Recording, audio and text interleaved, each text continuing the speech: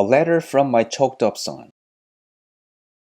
One person gives freely, yet gains even more. Another withholds unduly, but comes to poverty. Proverbs 11:24.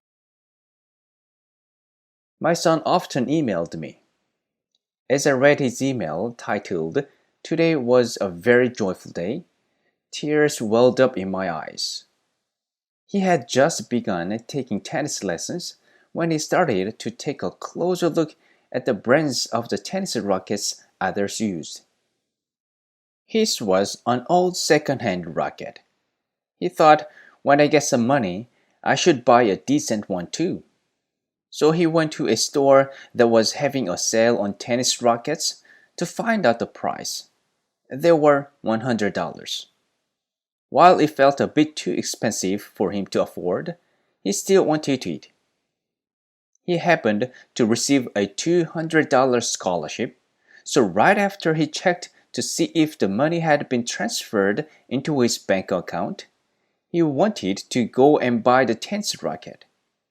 At that moment, a thought flashed through his mind. Could I be becoming too selfish? Am I living for myself instead of for others? He felt like a shadow had been cast upon his conscience. As he was passing by the school's soccer field, he ran into the rebellious student. This young man, who used to give him a terrible headache, had a change of heart and passed the qualification exam to graduate from high school. The student also passed the college entrance exam and had just recently started his first fall semester in university. He looked so happy to see my son. He asked my son if he was joining the spiritual camp meeting. When my son answered no, he said that he didn't know what to do because although he wanted to join the camp meeting, he neither had enough money nor did he know the way to join. In the middle of the class, the face of the rebellious student popped up in my son's head. His voice kept echoing in my son's mind as to how he wanted to attend the camp meeting.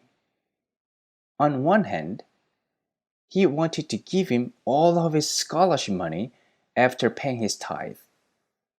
But on the other hand, a series of reasons came to his mind as to why he didn't want to give him the money.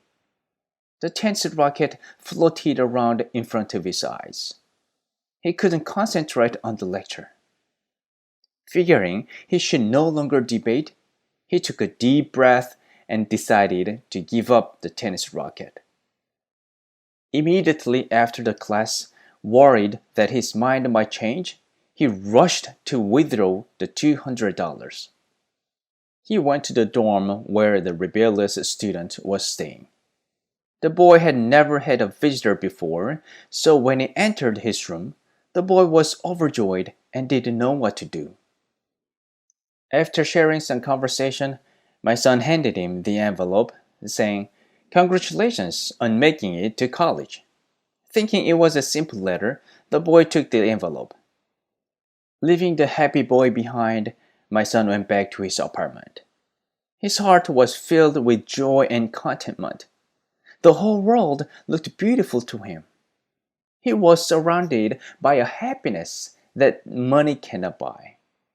Picturing the boy jumping up for joy when he discovers the $200 in the envelope, my son couldn't help but smile.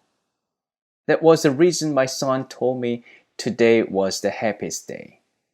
After reading his email, my husband happily said, "He just gave me a great Chuseok, which is Korean Thanksgiving Day, present. This is it. This is how we should live our life." I choked up as I read my son's email, who had won the victory in the battle against selfishness. I'm grateful and proud of him.